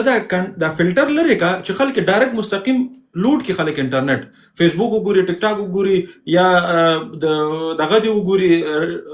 سنومي کې د میټا نور اپلیکیشن نه دی وګوري انستا وغیرہ دا دی وګوري VPN نه لګي زما سپیډ دی بیا کم شي. تا یو له خو د هغه قیمته کړی دی بل خو نه دا او بل تر ټولو مهمه خبره ته وکم د فایبر نوري ایکسکلوژن یعنی د دې لپاره چې یوازې افغان ټیلیکام حق لري چې فایبر نوري انټرنیټ کش کی او خرڅ کی. مخابراتي شرکتونه وایي موږ ته حق راکړي چې له حیرتان نه کش کو، له کراچۍ نه کش کو، موږ به انټرنیټ ازان وای نه همدې نه به اخلي. او همدا چې دا څوک دی، دا دولت دی خپل افغان ټیلیکام. هغه ټیلیکام په یو ام بي کې تانه شپږ $15 ګټي کنه، نو دا کم کا کنه. دا لس حماسي شیخ تاسو خو هغه فتوا اوریدل چې ټیکس حرام دی، دا هي څه خکله کوي، خو دا حرام بند کا کنه په ملت باندې. سلو په چواچی سل دی ورسیږي. نو دا حل لري دي چې دوه طرفه او ترڅنګ مخابراتي شرکت راونی هغه په خټه پاک نه دي، هغه دیغله خو ته باید سیستم قوي کې 11 میلیونو باندې قرارداد شو د جمهوریت وخت په ډالر باندې، هغه په 9 میلیونو باندې امارت ته چین شو. اوس دا دوه موډیوله چې فراد ډیټیکشن ریوینیو اشورنس دا 15 کال کېږي څوک نه عملي کوي، 15 کال کېږي. ته دا عملي کا هغه سیستم کې خپل لکه زوما خوشحال صاحب سیستم سب ډایرکټر وما ډایرکټ معلومیږي چې کوم فراد شوی دی هغه سیستم کې غټ زمونږ سکرینونه الته راځي چې دغه فراد وشو. خدا موډیول ولې نه فعال 15 کال وشو، ریوینیو دی اشورنس دی ولې کار نه کوي. زه نور ډېر شي نه دي چې اوس نه شم ویلی، کېدلی شي که وخت راغی لږ به نور هم چوړې ورته نسې وی وایه ولې نسې ویلی، لکه محدودیت څه شی ده باید وویل سي که نه، خبرې باید پټې پاتې نه سي. که یو لیوال په نامه باندې یو هلک د همدای برخه ده ډېر لا بااستعداده هلک، هغه یو لیکنه کړې وه. دا لیکنه ما لیکنه ډېره اوږده وه، خو لنډې هغه لیکنه زه درته وایم. د لیکلي ول د کراچۍ د لارې انټرنیټ حساب کړی و. افغانستان ته چې کله د انټرنیټ را رسیږي دا ټول دغه د پاکستان ټیکسونه سی ورکوي، د افغان ټیلیکام د کوم ټیکسونه ورکوي، حکومت ته سی ورکوي، بیا چې پایو ته ورکوي کنه برخو ته ورکوي، کارمندانو ته ورکوي، ټول ماشینو کې د جنریټر تیلو کې مصرفيږي. دا ټول حساب کړی و. نو 1 GB انټرنیټ ل 20 افغانیو تر 15 افغانیو پورې شبکې ته رسیږي. نه دا غلطه محاسبه ده خوشحال صاحب. دا د غلی موږ یو ریاست لرو د جی بي انټرنیټ ده، د جی بي یو جی بي ده. تحلیل او رقابت په نامه یو ریاست لرو په اترا کې. هغه ډیر کارمندان دي، 2 کال مخکې دا محاسبه کړې ده. د کارمندانو معاش دا ټول څه کې حساب کې کارمندانو معاش، د ټاورونو پیسې کنه، ټیکسونه، د خلکو معاشونه، د جنریټورو تیل، دا ټول حساب کې 1 GB سونه رسیږي. رسمي اترا چې کوم پرایس ټاکلې ده پرایس کیپ دی ته 1 GB ته هغه 15 افغانۍ ورته ټاکلې پرایس کیپ دا ورته ټاکلې ده. بیا دوه پیکیجونو کې هغه ارزانه ورکوي، داسې پیکیجونه هم شته چې 1 GB ورته په 12 افغانۍ تمامېږي. خو دا هغه پرایس کیپ دی که سوچه خرڅوي. باسط صاحب زه تاته وایم، ځواک صاحب تاسو ماته جواب راکړئ. ته یو شی په 95 افغانۍ اخلي، بیرته په ما 25 روپۍ خرڅوي، امکان ده لري؟ نه دا خو بیا نورې مسلې کنه خوشحال صاحب. اوس د شپې لخوا زما بینډویډ فری دی، نه د ورځې په جریان کې د ورځې په جریان کې زه تاته پیکیج در کوم، په ټوټل کې د نه پیسې ډېر اخلم، زما برق مصرفيږي، کارمند مې مصرفيږي، هر څه کېږي. صحیح ده، زه تاته تشویقوم، تاته زه د بینډویډ استفاده کوم، تاته ډېر زیات پیکیج در کوم. زه خو بینډویډ اخلم د دغه نه د ټیلیکام او غیره نه کنه. هغه زما د دې په دې چې فری روان شي، زه سلیری ساته انکم کوم لګ هغه په سلیری ساتو کې ما د ډېر جوړیږي. هغه خو ډیر تجارتي ټریکونه دي چې هغه کوي په هغه باندې. خو حکومت ورته دا پرایس کیپ ټاکلې ده چې دا د سوچا انټرنیټ قیمت شو. پیکیجونه خو ارزانه یا خو به بیل مسئله د سوچا 1 GB انټرنیټ دا پرایس کیپ شو. دا تقریبا سمو د مخکې دا وټاکل شو. اوکې دا د شپږ د او بخي خوشحال صاحب ګوري په کلی شکل باندې کچېره ته یو شبکه فکر وکړه چې یو خدماتي شرکت ولري، ستا به د دغه کمپنۍ د مشر په صفت ستا اخرنۍ کوشش هم دی چې ته ښه سرویس او ښه خدمت خلکو ته وړاندې کړي تر څو ګټه زیاته وکړي. څوک به هم زه فکر نه کوم چې چېرته یو CEO ناستې په دې باندې د کار کوي چې زه د خلکو ته خراب سرویس ورکړم یا د خراب پروډکټ خرڅ کړم. کوشش کوي چې په مارکیټ کې ښه د کمپیټیټرز سره پیرالل یا له هغو نه مخکې روان اوسېږي، ښه کوالټي ورکړي او په څنګ کې ارزانه ورکړي. همداسې ده. خو نن ولې ټولې شبکې په ټولو شبکو پسې خلک پاسېدلي، یوې پسې نه دي را پاسېدلي چې ته اتصالات را ټارګېټ کړي یا MTN یا بل دغه ټولو پسې را پاسېدلي. خو دلته ستونزه بل ځای کې ده، هغه اساسي ځای ده چې هغه ځای کې لږ زره ګوتې موتې ووهل سي، هغه ځای وګرول سي، دا ځای خپله سمیږي. دوی دولت ته مسؤلین دي، دوی له ځان نه هېڅ شی نسي کولی. خوشحال صاحب دغه شبکې چې دي کنه ګوره دوی په دوی پسې طبیعي خبره چې دوی باندې به مانیټورانی چې د دوی مانیټر شته دی منګه ډېر زیات دغه تاسو مثلا انټرنیټ په سو خرڅوي دا ټول لکه د دواخانو رانیولې تر مخابراتي شبکو پورې دا ټول دولت په دوه باندې خپل ناظرین لري چې دوی وګوري چې دوی څه کوي څومره خرڅي ارزانه خرڅي قیمت خرڅي ښه کوالټي خرابه کوالټي دا چې د دې د چیکینګ موضوع پورته نه خرابه ده او هلته ستونزې په دوی باندې جوړې شوي دي په یو نه په دوه نه په ټولو زه درته وایم شبکو کې غله شته هېڅ دې کې شک نشته چې دوی غلا نه کوي دوی باید غلا وکړي چې دا شبکې وچلېږي دې کې شک نشته دلته په دې امریکا کې دغه څو ورځې مخکې لاړل مې یو شی واخیسته او هغه شی باید ما بیرته ورته وړی وی ځکه نو خوښ مې نه شو هغه مې چې یوړ ما ته وایي ریفنډ په 3 ورځو کې کېږي دا شلمه ورځ ده زه د شبکې ته هغه ته زنګ هم دې کمپنۍ ته چې دا کومه د ریفنډ خو نه راځي وایي چې ته باید ورسې همغه سټور ته په یو ترتیب نه په یو ترتیب د خلک غلطۍ دا خو د شبکو کمال هم دا په نیکټای کې غلاګانې دلته ما یو چېرته وظیفه درلودله والله په نیکټای کې موږ غلا کوله کس په خدای د 50,000 شی به مو په 20,000 خرڅوه خو چې ګوتو ته درسي ښه ښایسته نیکټای مو یې ښور ته لوکس کیني دا نیکټای دار غله دي دې کې هېڅ شک نشته خو په عموم کې په کلي شکل ستونزه یو بل ځای کې او د آخري فیصله چې شوې ده خوشحال صاحب تاسې یادواري وکړه غونډه وشوه یک شنبه ورځ یې ورته ټارګټ ټاکلی چې تاسې قیمتونه جګ شوي هغه بېرته ښکته کړي ما بېرته مخابراتي شرکتو سره خبرې وکړې وایي دا به موږ بیا ډیزاین کوو دوشنبې سې شنبې ته به بېرته هغه پخواني ریټ ته به موږ ځو دا څو ورځې چې مخکې وو هغې ریټ ته به ځي خو دا اوس هم د حل لاره نه ده دا په دې باندې زموږ تاسې مشکل نه لرېږي د ملت زه یو بده خاطره او لنډه درته وایم بیا به که موضوع سوچ کوله وکړو اله نظام سقوط کړی د اترا یو رئیس ډېر لایقه اوس په استرالیا کې د نړیوال انټرنیټ ادارې د یو ډېر مهمې پروژې مسؤل دی صحیح ده او ډېر ملګري پیژني والله بالله په دویم مجلس کې دې وزیر ورسره زمونږ دا نوی چې راغلی و د حقاني په نامه یو بد وضعیت یې وکړه چې هغه رئیس ما کتل ما ته ژړا راغلې وه ما ته زه لاړم د شوي ته ما لکه خپل مخ ووینځلو ډېر مې وضعیت خراب شو ډېر لایقه سړی او په سبا باندې بیا چېرته بیا اترا کې هغه چا ونه لیده تا د خپل وطن داسې کلی په عزتي له وطنه ویستلي دي په سبا باندې سره له فامیل ایران ته وخت او له هغې ځنه بیا استرالیا ته ورسېده د ټولو کارمندانو مخکې ډېر بد وضعیت یې ورسره وکړه او هغې یوه تخنیکي خبره کړې وه او وزیر چې نوی راغلی و هغه په دې خبره نه پوهېده او موږ ټول ورته کافر ښکارېدو داسې دغه ورځې نه دا نن وضعیت راغلی دی چې نه شبکې کنټرولولی شي تخنیکي او نه خپلې پیسې پرېږدي ورته بس دقه انارشي جوړه ده مهرباني ګورې ښه طالبان چې کله واک ته ورسېدل په ډسمبر 26 باندې دوی یو ریپورټ خپور کا دا ریپورټ په دې خاطر باندې خپور که چې خلکو ته وښیي چې دوی مالیه څومره راټوله کړې ده البته دغه ریپورټ د مخابراتي شبکو د مالیې په اړه د 10% مالیې په اړه خپور کړی و چې 10% چې اتومات کټ کېږي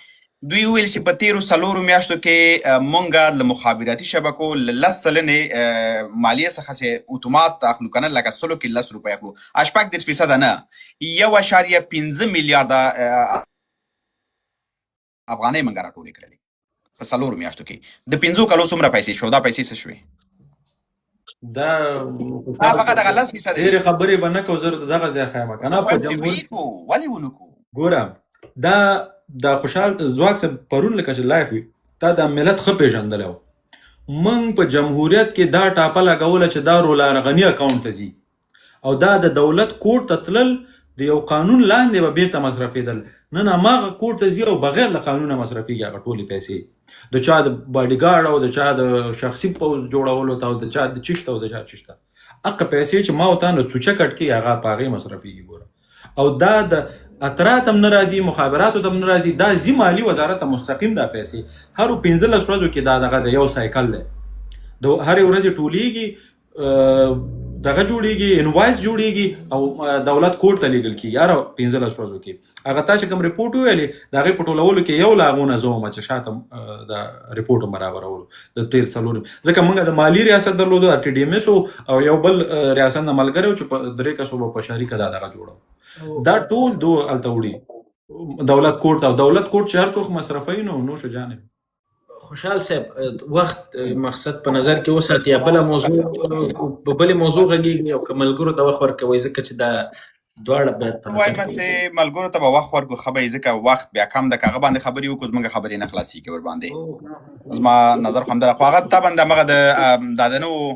فارغانو خبره به خیر ده که په منځ کې موقع پیدا شو خبره به پیو که نه دوستانو ته به وخت ورکړو دغه دوه موضوعات مهم موضوعات وه او دا تر هغې مهمه ده ځکه د افغانستان کې هر موضوع مهمه موضوع ده که نه ځکه ځوانان په زرګونو ځوانان فارغان سول مګر په یوه ځای چې هلته د کاري فرصتونه ورته برابر سي دا بیچارهګان خپل اول فکر دا کوي چې بهر څنګه راسي که نه دا ټول ستونزه بیا همغه یو ځای نمبر لټوي هغه په شیریني کې خلکو ته ډوډۍ ورکوي چې ښه قاچاقبر نمبر ده دغه د انټرنیټ سي بند دا وبخې د شبکې سي وای غلي دي کنه انټرنیټ یو لیک لیکلی ول وای کنه وای چې منګ ته هغه په درد نه خوري لسی ټوکن لیکلی و وای ځکه چې موږ سمارټ ټلیفون نه ټول مات کړی دي موږ سره وای هغه نشته ده موږ ته انټرنیټ نه استفاده کوو ښه دوستانو دوه موضوعات ول مهم موضوعات ول موږ باندې بحثونه وکړل د طالب پلاو راتګ بروکسل ته او ځینې تعاملات یې کړي دي ځینې افغانان ور باندې خفه دي بالخصوص هغه افغانان چې دلته بې سرنوشته پراته دي دا ور باندې خفه دي حتی نړیواله ټولنه ور باندې خفه ده حتی ملګري ملتونه ور باندې خفه دي حتی د اروپا پارلمان ور باندې خفه ده خو یو شمېر هیوادونو دا په خپل زور باندې دا خلک راغوښتي ول یو مسله مهمه دا ده او دویمه مسله باندې همدا دي چې انټرنیټ شبکې دي او د دوی غلاوې دي چې په ټوله کې خبر همدا ده چې په هرو سلو افغانیو کې شپږ څلوېښت افغانۍ چې دي دا اتومات نه شپږ دېرش نه او شپږ دېرش فیصده مختلف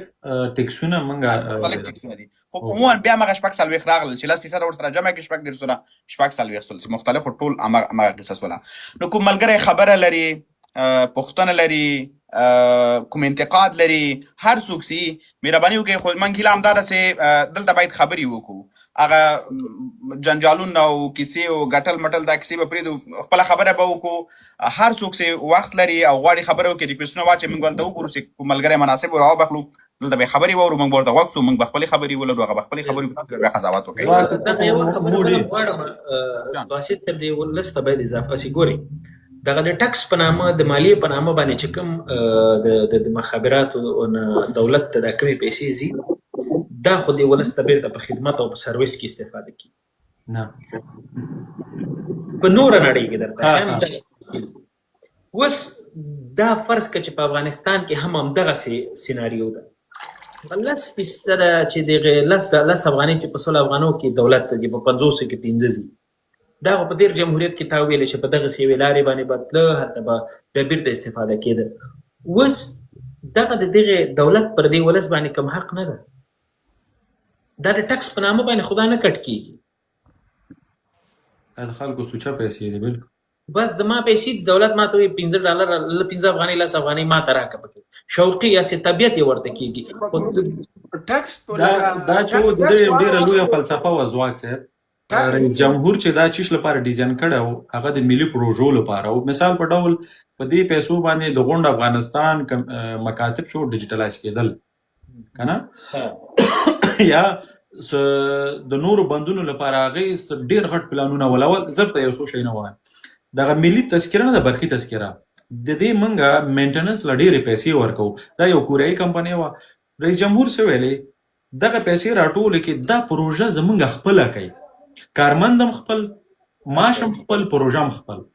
د برېښنا ریاست سیستم نه دی دا یو هندي کمپنۍ نه و مینټننس لپاره موږ د کال $1 ورکول که 1 میلیون هغه ویلې چې دا په خپله جوړ کې خپل سیستم د مالی وزارت سیکټاس او دغه نور سیستمونه هغه دا پیسې دې لپاره دغه کول او یو خوب یې ورته وایي که پلان یې و د رئیس جمهور چې د دې مخابراتي شرکتونو ټیکس د ګمرکاتو عواید او نور عواید